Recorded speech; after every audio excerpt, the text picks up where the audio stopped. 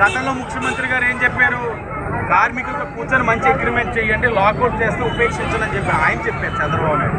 ఈయనేం చెప్పారు? మంచి అగ్రిమెంట్ కూర్చొని చేసుకోండి, మీకు బాగున్నాయంట కదా జీతాలని చెప్పారు. ఈ వ్యత్యాసంతో మేనేజ్మెంట్ కొమ్ములు రావడం, లాకౌట్ విధించడం జరిగింది. ఇది సరైన విధానం కాదు. కార్మికులు ఉంటే ఇలాంటి వ్యవస్థలు ఉంటాయి. అలాగే ఇలాంటి పరిశ్రమలు కూడా కావాలి. కానీ పరిశ్రమలు నడుస్తూ ఉందంటే అది కార్మికులు కష్టం మీద నడుస్తూ ఉంది. వీళ్ళ కష్టం మీద, వీళ్ళ చెమట మీద ఈరోజు వీళ్ళు సంపాదించుకుంటా ఉన్నారు. వీళ్ళకి జీతాలు పెంచడానికి ఏంటి ఇబ్బంది? 4 సంవత్సరాల అగ్రిమెంట్ ఎందుకు నువ్వు చెయ్యట్లా? ఎవరు తొత్తుగా నువ్వు తయారవుతుంది? మేనేజ్మెంట్, అధికార పార్టీ ఎవరు తొత్తుగా తయారవుతావు? అంటే మీరు బ్యాగులు ఇచ్చేస్తే అమ్ముడుపోయే రకాలు ఈ రోజు ఉండొచ్చు రాజమండ్రి సిటీలో వైసీపీ ప్రజాప్రతినిధులు.